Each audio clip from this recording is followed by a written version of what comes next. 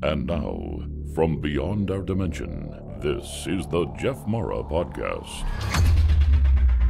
Here's Jeff. My guest is Margie Kay, remote viewer, author, and filmmaker who has completed over 700 UFO investigations from MUFON and over 1,900 paranormal and UFO investigations on her own.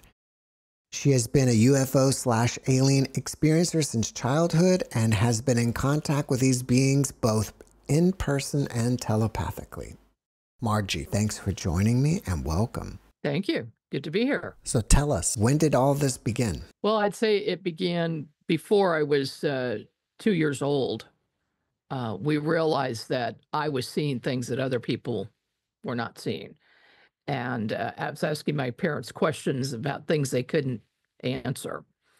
But right around age 10, I had my first really big paranormal experience when a head appeared at the foot of my bed about 6 feet off the floor. It was all white. It was kind of foggy, but very clear and distinct. And it was speaking, but I couldn't hear what it was saying. And my sister was in her bed, and I said to her, I said, "Do you see that at the foot of my bed?" And she turned around and looked, and she started screaming. And so that brought my brother and my dad into the room with us, and he turned the light on. When he did that, it disappeared. I couldn't see it anymore. And so I'm explaining what I was seeing, and he went and picked up a picture book, photographs, and he showed me some photos of people I'd never seen before. I'd never seen that photo album. It was very old. And I picked one out. I said, "That's him." And he goes, "Oh, that's my father." Well, my grandfather, he died 6 years before I was born. And so that really opened my eyes to the other side and realizing that this is a real thing. There really are ghosts. There really are spirits. And the spirits of the, family might be hanging around. Well, it turns out he was trying to get in touch with me because I was the open one. I was the psychic in the family. And so that was the beginning of that. And that just sent me down the road to want more answers and study and read books and go to seminars and just try to absorb everything I could. How did your father react to you seeing his father? Did he believe it? Oh, he believed it 100%. Now, my dad was intuitive, and he also knew a lot about esoteric subjects. He did not have my abilities, but he understood it, and he believed it 100%. Why were you different, and what makes you the open one? I think it's a matter of my parents from both sides of the family. On my mother's side, my mother and my grandmother were very intuitive. They knew about things before they were going to happen. They didn't put a name to it. That's the thing. They didn't say they were psychics. Okay. But they were, because they would know about if something bad had happened to me at school. And when I come home, and they knew about it, I could tell. But then on my dad's side of the family, they were all geniuses, from my dad on back, very high IQs. And I think that they use more of their brain than most people do. And so, I kind of got it from both sides. I got the left brain and right brain active, really. And now I believe that you do have to use both sides of your brain in order to function, in order to experience everything in life. And and that's what I do now with my training sessions, is explain that to people and tell them how to use, to be brain balanced, basically. Is it possible that you had some sort of spiritually transformative experience before that, and that's what made you different? Or do you think you were just born this way? Well, later on in life, Valiant Thor introduced himself to me in a very strange fashion, but I recognized his voice, and I had had some extremely profound, transformative spiritual experiences because of him. And I realized that that voice had been with me from very early age, probably before age 2, where I would hear a voice say, "Don't walk that way to school today, walk this other way." And there would be something really cool if I did that. Or, look at this caterpillar, turn it into a butterfly. This voice, I thought everyone had that voice. I thought it was a guide. Well, it turns out it was a guide, but it was Valiant Thor. Of course, I didn't figure that out until much later. But when I was 17 years old, playing in the orchestra, first chair bass, and that puts me in a position to be able to see most of the orchestra and most of the audience. And there were, oh gosh, 300 in this orchestra because it was 3 schools, and the choirs as well. So 600 students are playing Handel's Messiah. Okay, there's a big story behind that one.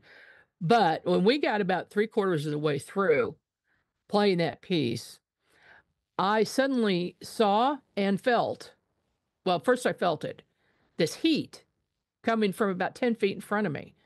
And I'm wondering, how do I feel this heat? And I look, and there's this gold ball floating in front of the cello section. And then it comes in between the cello players, through my bass, and into my solar plexus. And I felt this warmth go through my entire body. All of a sudden, I am experiencing 2 things at the same time. I'm in my physical body playing the instrument, and I'm off to the right side of my body watching the instruments playing, and I see streams of color coming out of the instruments, going out to the audience and playing around the people in the audience. Then I hear a voice, which was Thor. He said, "You are watching healing take place." And then he said something else about, working with me in the future. And then all of a sudden I'm back in my physical body. And as soon as the music finished, and I'm trying to process all of this, when the director ran over to me, literally ran over, and he says, "How did you do that?" I said, "Do what?" He goes, "Play that music without looking at it, and you were looking at me at the whole time." So if anybody knows about Handel's Messiah, it's a very difficult piece. You don't memorize it. Most musicians don't memorize it. I didn't. You have to look at the music while you're playing. And he said I wasn't looking at it at all. Well, at the same time, my mother had sabotaged me because I had plans to go to Juilliard School of Music in New York. And she brought over the director of the music department from CMSU in Missouri, Walter Halen. And Walter says, "Young lady, would you like to have a scholarship to go to school at CMSU?" Well, that's where my mother wanted me to go. And she knew if this guy heard me, he would want me, because I was very, very good. But I'll tell you what, I was never as good myself until that day when I got that energy surge and something else actually took over. But I didn't tell him that. I took the scholarship. And I still wish now that I had gone to Juilliard. But anyway, that was the main part of that, was knowing vibration because of the music. I was so into music. I studied it, and I went beyond. I was like psychically analyzing the vibration and the tones. But from then on, I had synesthesia. So I see music and hear color. And that was Val Thor. That was him waking me up. Who is Valiant Thor? Valiant Thor, if anybody wants to know, read the book Stranger at the Pentagon by Frank Stranges. Frank Stranges was a doctor of theology, and through a strange set of circumstances, he was called to the Pentagon because Val Thor wanted to meet him. Val visited the Pentagon for 3 years, from 1957 to 1960. And he met with Eisenhower, Nixon, the chiefs of staff, worked with them on sharing technology and getting new ideas. And the idea was he wanted to trade something. He wanted to trade technology. And he also wanted to give a gift to mankind. And that was to have no more illness. When you say he visited the Pentagon and Nixon and all these people, are you saying that he visited as a human, as an alien, physical, as an orb? No, he looks human. He is not. And he landed at a park nearby. The police had been notified. They met with him and then took him to the Pentagon. He passes as a human being. He has no fingerprints. He's immortal. He never changes his appearance. From the time I first saw him in 1985 appear to me to now, he looks exactly the same. It looks like he's about 30 years old, 35. He looks human. Does he look Caucasian? Caucasian. Caucasian? Okay. Dark hair, very pleasant looking. And my understanding is he has an IQ off the charts that we can't even understand. He's being very patient. His role here, as he has told me, is to raise consciousness of mankind and the planet. And he helps do that through people like me that he contacts. About 1 in 100,000 people, he will find someone who has some natural abilities, and then he'll enhance that in order to make a connection with other people and then help raise their consciousness. So I've been tasked with several things that he's told me to do. First thing I did was start an X magazine, and that was in 2011 or 2010 when I started that. Then he tasked me with starting a network, and well, first having my own show. And then after a while, he said, "No, this isn't good enough. I need you to have an entire network with the right people involved, getting the right messages out to wake people up." So this is letting people know UFOs are real, aliens are here, interdimensional beings are here, and the humans have a lot more capacity to do things, and they just need their brains functioning that way, and they just need to wake up. And so that's my job. Where is he and from? There are others who have that job. He's from Venus. He says, this is what he says. It could be, though, I believe, of course, Venus, as we know in our 3D world, is inhospitable. But I think it's fifth dimensional Venus. Same location, different dimension. The first time you saw him while you were playing, it appears that he was like a golden orb, right? Yes. Any subsequent times that you've met with him, does he appear the same way, or have you met with him appearing human? Oh, I have met with him appearing human. And also, he has come to me as a golden orb once when I had severe pneumonia, and I knew I was on my way out. And I asked for his help, and he appeared in the kitchen, and then he came into the living room where I was, went into my chest, and immediately the pneumonia was gone. He cured me instantly. But I've also met with him on numerous occasions in my astral body or my etheric body, doing remote view using my etheric body because it's more difficult to get the astral body out.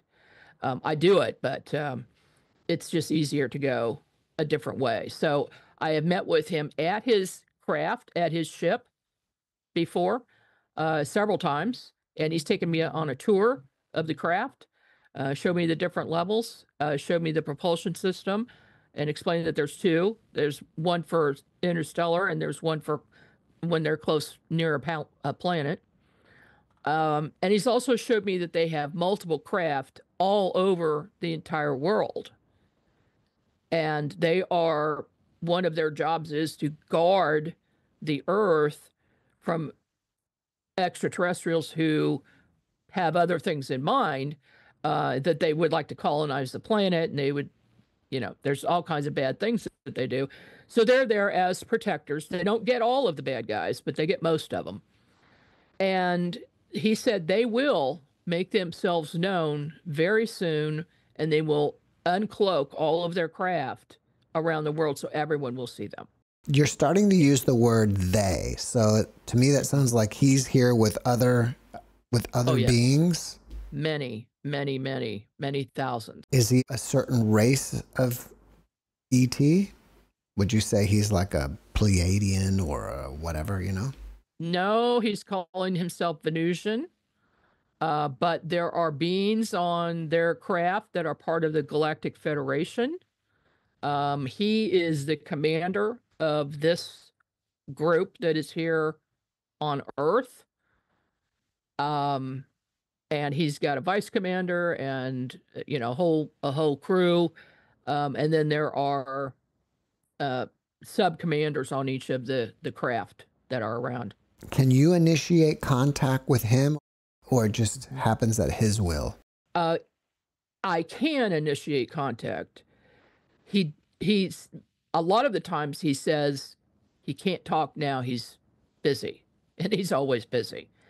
But if I wait until very late at night, it seems to work better for me to initiate the contact. And he has, if I'm in a dire situation where I need help or protection, he actually got rid of a dog man that was trying to attack me once in Boonville, Missouri. I didn't even believe in those things. I had no clue that they were real until one walked into my hotel room. And I said, oh, okay. And he jumped on the bed and growled in my face. So I jumped out of the bed and ran to the corner. And I'm thinking, you know, what am I going to do? Well, I'm calling Thor. And a ship was instantly there hovering over the building. And I saw it psychically. And a beam of light came down, and then it went through the entire building, and that thing was gone, and I've never seen one since. So he'll do that. He's also saved my life 3 times. I mean, I was really checking out, and he saved my life. Because I have a mission, and you know, he needs me to do that mission. But I don't initiate contact with him unless it's something really important, because I know how busy he is. Was this dog man basically like a dog with a human face? It was like a bipedal, 7-foot tall humanoid creature with legs and arms and a torso, but with like a wolf or dog head with fangs, huge fangs. Can you describe what the craft looks like that you've been on? Yeah. There is a smaller craft, or only part of the big craft, at Lake Mead. It's on the ground. They change position once in a while with it. It's cloaked with a bluish, encasement around it that reflects everything around it, so you can't see the craft. But what I do when I go there is I find myself standing outside of it about 10 feet, and then I walk towards this bluish shimmer and walk through it, and then I can see the craft. And so there's a set of stairs coming down sideways right next to the craft. You go up into that. It's kind of like, it's some type of a metal. Reminds me of stainless steel, but pretty shiny. And much, I think, stronger than stainless steel. And then you go in a door that just opens. If you're standing there, it opens by itself.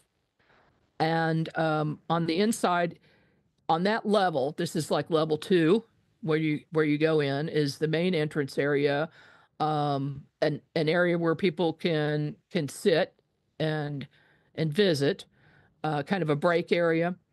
And then they've got some rooms on the left-hand side of it. And then I was taken on the next level up, the 3rd, and to the center of the craft.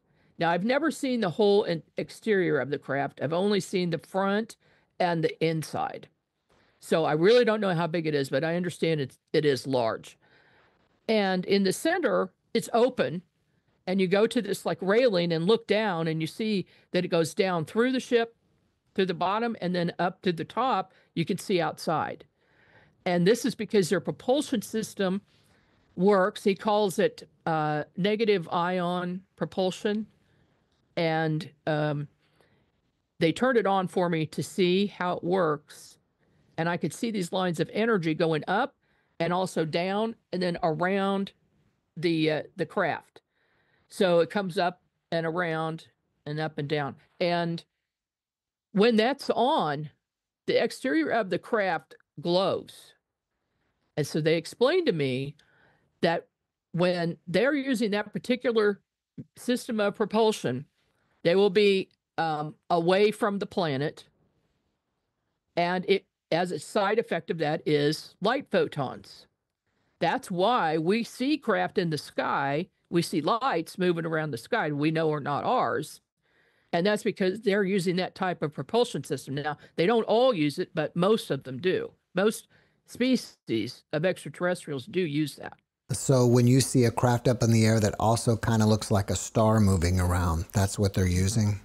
Yeah, what they're using. Did he explain how they're able to travel such great distances so quickly? Yes, he did. He said there are natural wormholes, natural portals around each planet, and there are many here on this planet. And you can go from place to place on this planet by going to those certain portals. Then there are a next step up, secondary portals.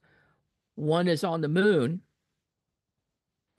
And then there are larger ones on the planet where if you go to that, then you can visit the moon and you can be there in a few seconds. And then from that one is a larger one, and you can visit any of the planets in our solar system in a few minutes. And that supposedly is how our craft have been doing this for, quite some time. That he says we, the humans, have the ability and do this. They jump from Earth to moon and then from moon to Mars. That has been their main focus. And there's a colony on the moon, there's a colony on Mars. And then there is another one, a major one. If you want to go from solar system to solar system, you have to go to the sun. When you get near the sun, you can jump into that wormhole that will take you to another solar system. That's how they move quickly. How did you end up working for MUFON? Well, I became interested in it. A friend of mine introduced me to it in like 1993. And by 96, I was a full-fledged member and became, very involved in the Kansas City group and then Missouri.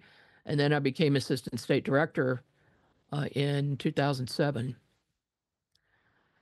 And so I've been busy with that since. And then in November this year, I was appointed Central Region Director. So I'm over 6 states.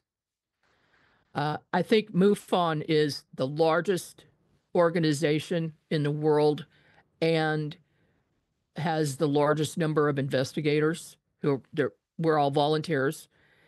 But we get a handle on what is going on because all of these cases are put into a system online that we can look at, and we can compare cases, and we can find out if the same thing is happening in other states at the same time. And, it's just one big cooperative effort to try to get answers. Now, this is left brain, okay? MUFON is left brain thinking. They're scientific. There are a lot of PhDs involved, a lot of people's master's degrees,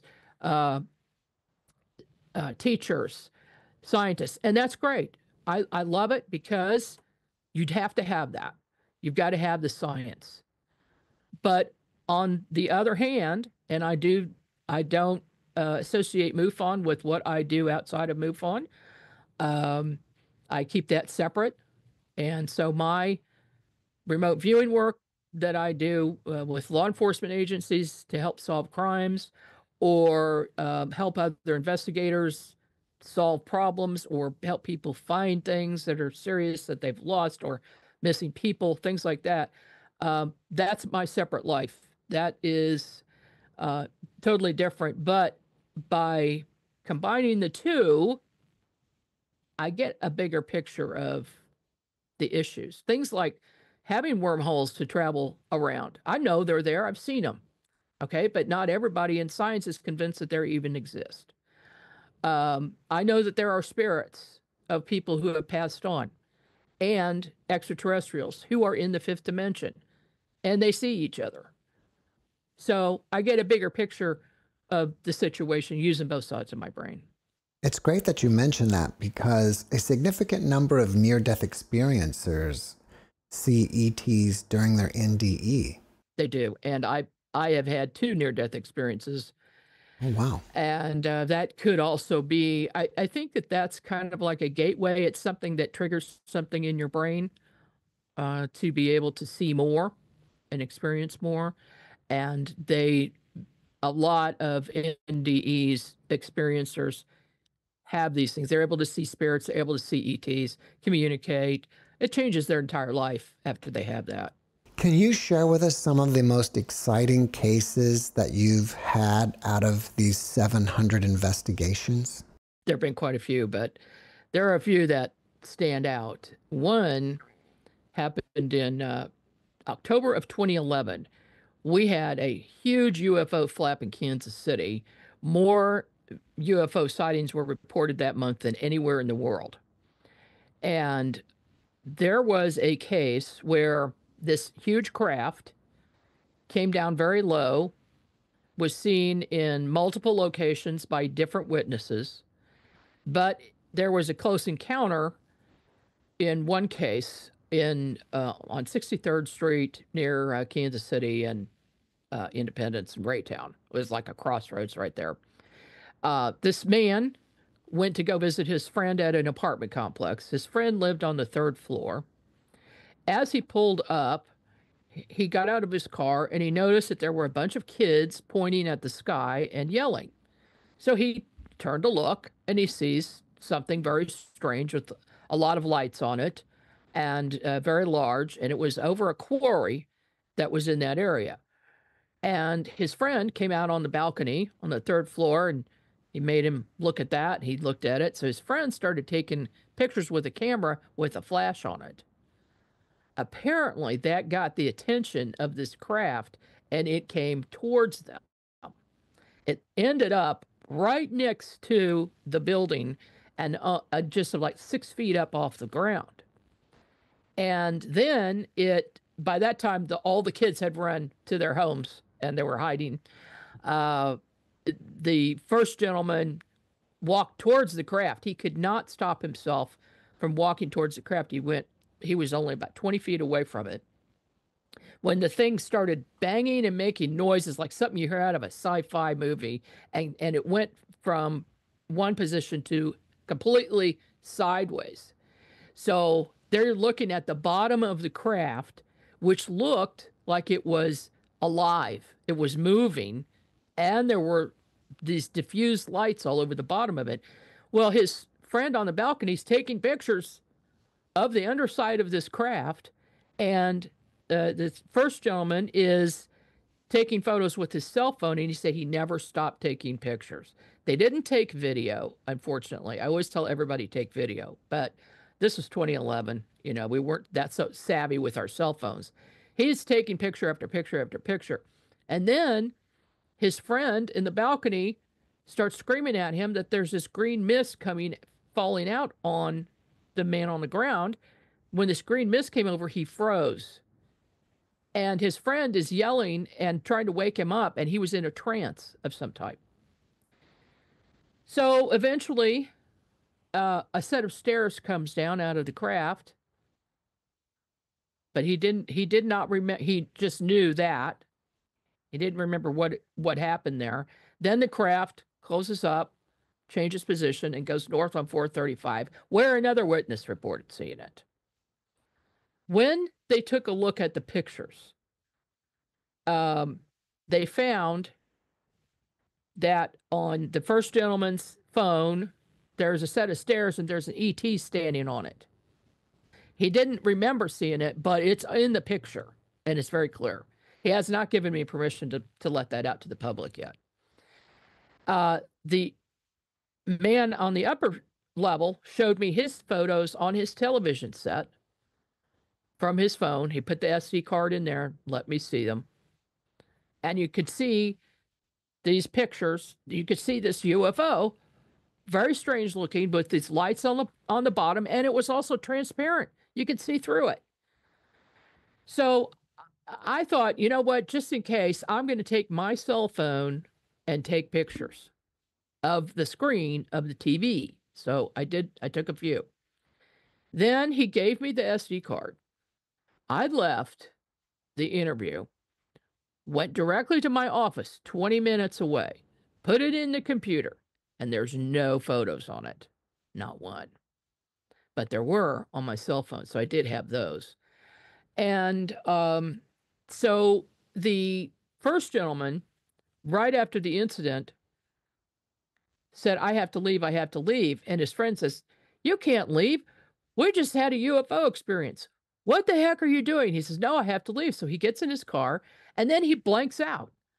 He wakes up in the morning and he's sitting next to the Kaw River, his vehicle. He was there all night. He had no memory of going there or anything that happened in between. Well, after that, we found implants. And then he was being visited again, and he took pictures of orbs in his house and rods and just weird things, having missing time. And then he got healing abilities. He could touch a person and cure them of anything. He could also fix vehicles. He was working in a shop, and this one gentleman was working on his car, and he says, I cannot figure out what's wrong with this car. It will not start. I've done everything I can. And this witness said, let me try. He touches it, and the car starts. And it was fixed. And so he continues to do things like that. That's amazing. What do you think that UFO was doing in the area in the first place? Like, were they just kind of patrolling the area, or do you think they were deliberately going to see this guy? Well, I'm not sure, because it looks like it was scanning the area, because they said there was a beam of light that was going on the ground in the quarry. So they might have been checking out something in the quarry. They might have been taking something from it that they needed, maybe, for operation of the ship or whatever.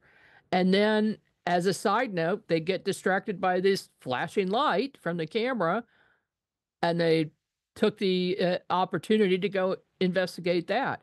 I suspect, due to the fact that on both the camera and the cell phone, there's a missing time slot where they believe they were taking pictures the entire time and never stopped, but there's a 20-minute gap at the exact same time with both of these things.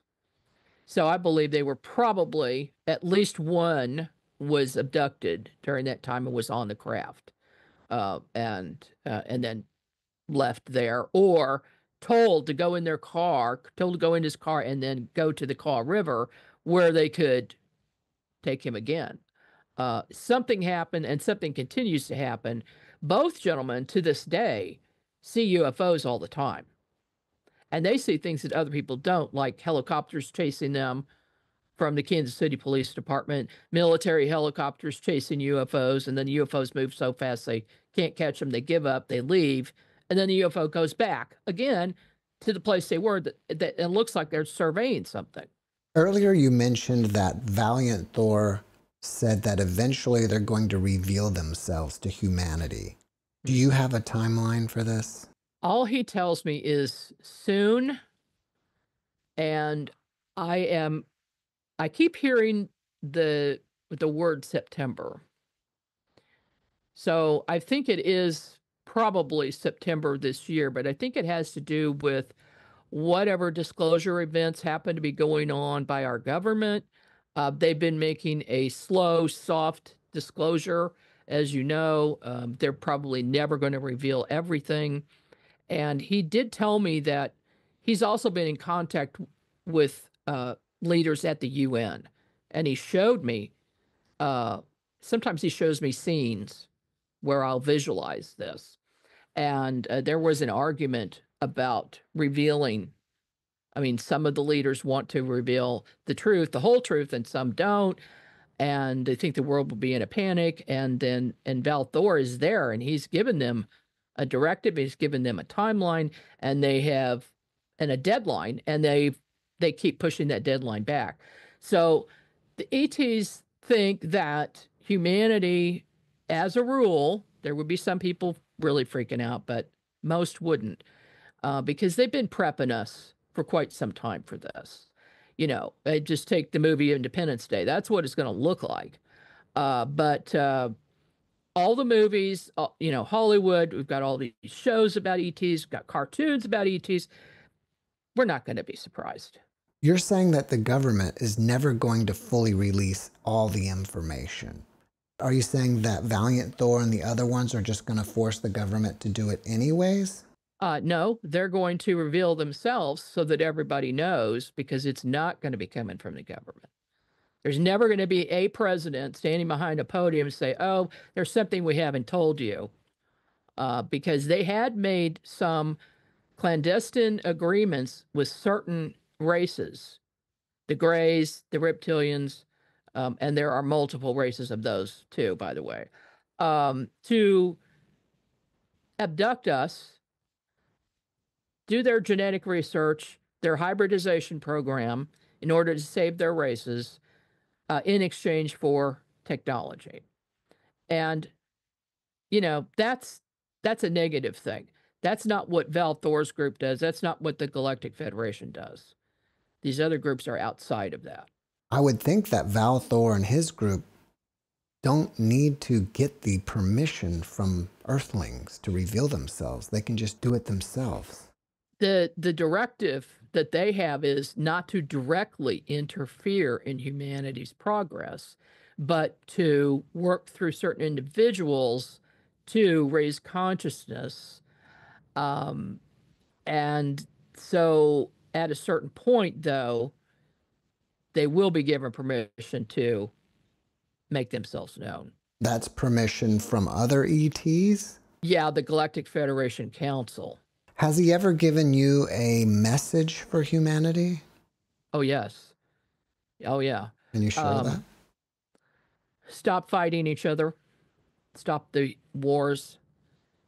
Quit listening to your governments that are, and the deep state, who creates, one of their reasons for creating wars is to cull the population.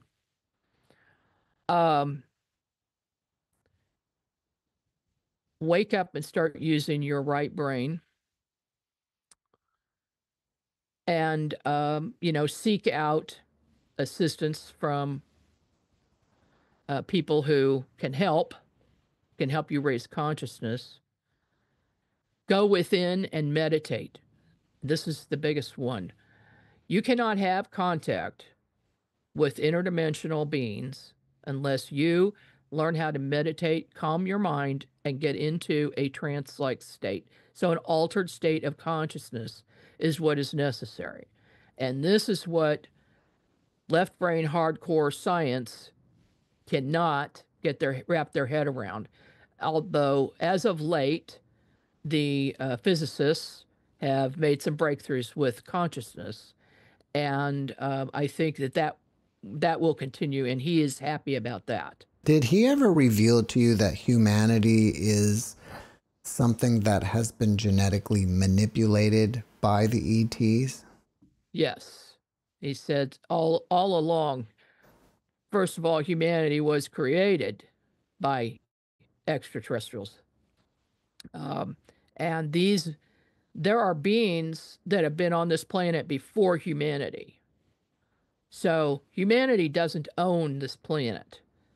It is a place where a lot of different beings have existed and call their own. There are the underground beings who live underground, center of the planet, in the center, way deep, and then multiple dimensions. Most of the ETs who are on this planet are in higher dimensions. So they're running around in the same space that we are, and we're oblivious to them. The same thing goes for spirits as well. Um, the There have been many different races who have been involved in altering humanity, and we've been given different abilities. They've manipulated our DNA. They changed our lifespan through DNA to shorten the lifespan. It used to be much longer. And they also have manipulated it to the point where certain DNA is dormant because there are factions who don't want us to wake up and to be aware of them and to basically see fifth dimension or exist in fifth dimension. And they want to stop that. So they've tried to do that through DNA, but there are ways that you can wake up your own dormant DNA. And one of them, amazingly, is to simply look at crop circles. So that is one of the reasons that those crop circles are being created. They are created by extraterrestrials and also by the planet itself, by the Earth. This energy comes up and creates the shape.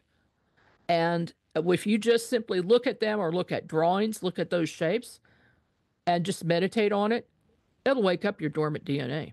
I guess we can just go online and Google crop circle photos and look at them. Yeah, absolutely. That's amazing. As a MUFON investigator, as well as a contactee, I would think you may have two different viewpoints, but maybe not. Either way, what do you think was going on with the New Jersey drones?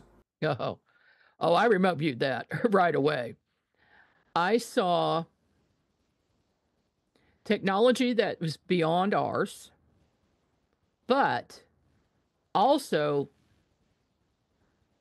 a military country is probably behind it using ET technology. It's either China or Iran or both. And I think they've got some secrets that they probably gleaned from crashed craft. They have figured out how to take craft down, since the 1940s. They've been doing that because they wanted that technology.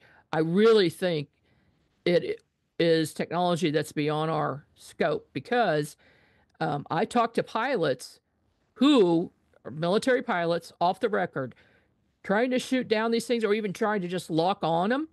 They can't. They couldn't do that. And those drones were all over the world, not just New Jersey. It started there. They're all over the world, in every state, in every country. Everything was happening at the same time. And but I really feel like it's a bad actor, nation state, who's behind it. It makes sense to me that China would have crash retrievals and and the tech that's been reverse engineered, but I didn't realize Iran has that as well. Well, you know that thousands of years ago, the base of humanity started in that region, and they have got buried things.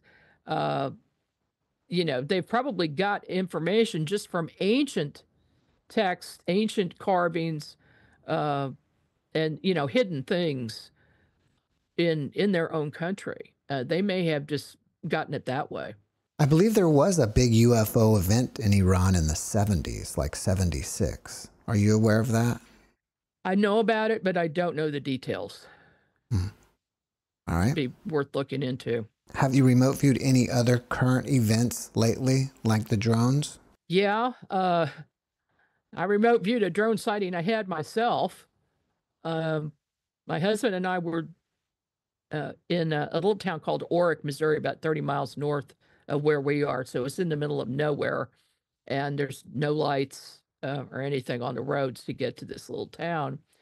We were coming home, and we saw this craft to our right, and it was square with 4 bright lights on the 4 corners of the square, and then kind of like a dome shape. It was so bright you couldn't really tell the shape of it. And we watched that thing for 45 minutes and chased it. And then when we got to the place where we thought it had already gone further south. Chase it. And my husband says, why don't you remote view it and find out what this thing is? Because we were getting frustrated. And so I did, and it was a drone, but they had a block around it so that psychics could not see inside of it and see who was at the controls, because I could tell that it was not operated by anyone in the craft. There was not a being in the craft. But then I tried to follow a line. So this is how I find things, okay?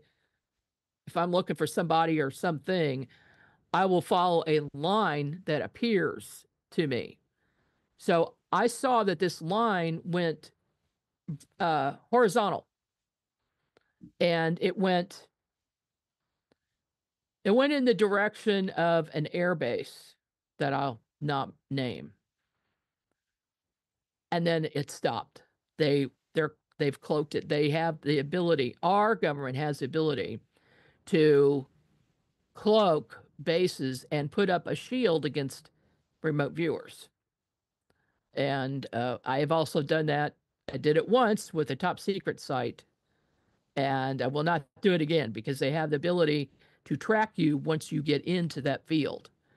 So if anybody's psychic out there thinking about remote viewing any top secret location or an airbase, don't do it. After watching this podcast, people may want to reach out to you and ask you questions. Are you open to that? Absolutely. They can contact me through my website at margiekay.com.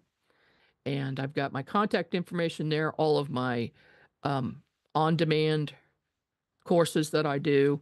I teach a lot of different things, and I've got some more coming, but they're all on demand, very easy to use. And all my books are there too.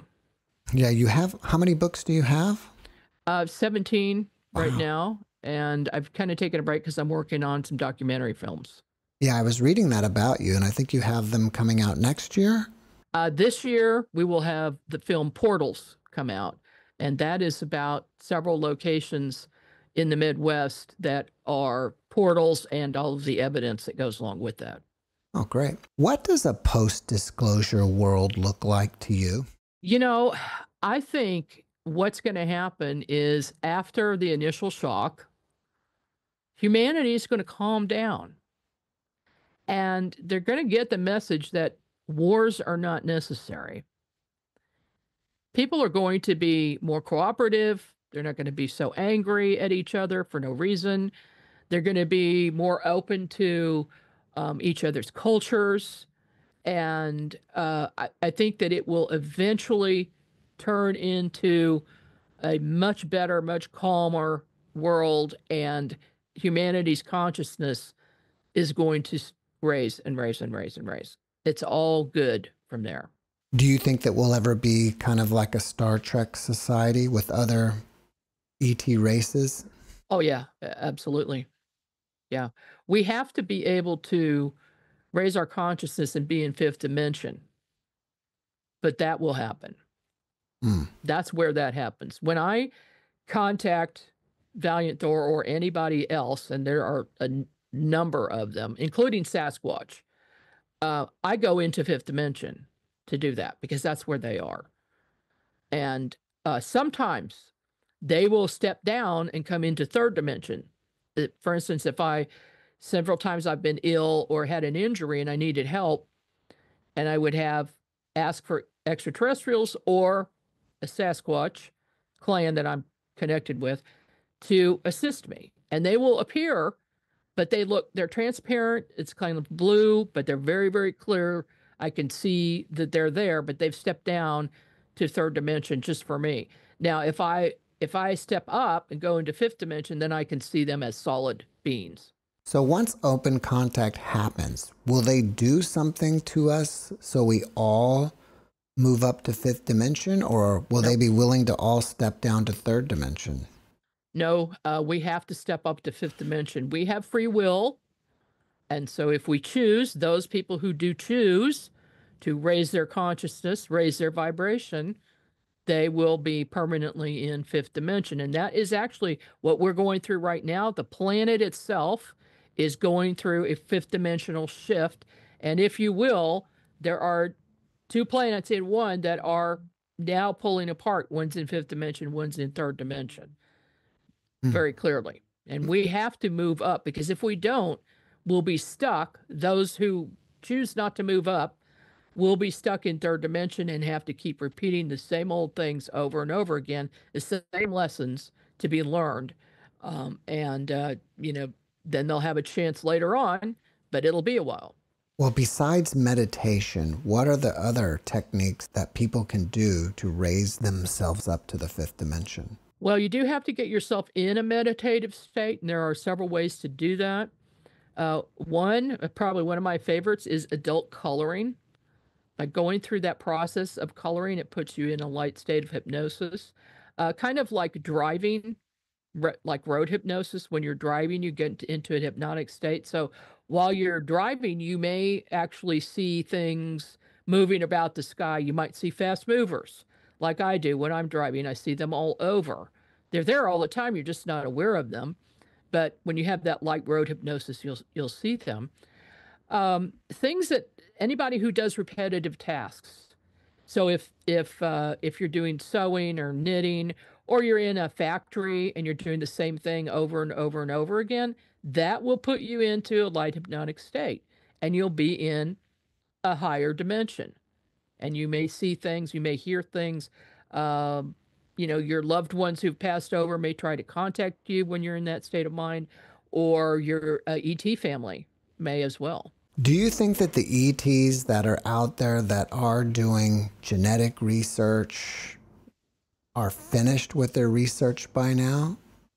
Are they still needing to abduct us for experimentation? The thing is that this started out with only a couple of groups early on, but now there are many others who have moved in and who are doing that, and they've got their own agendas.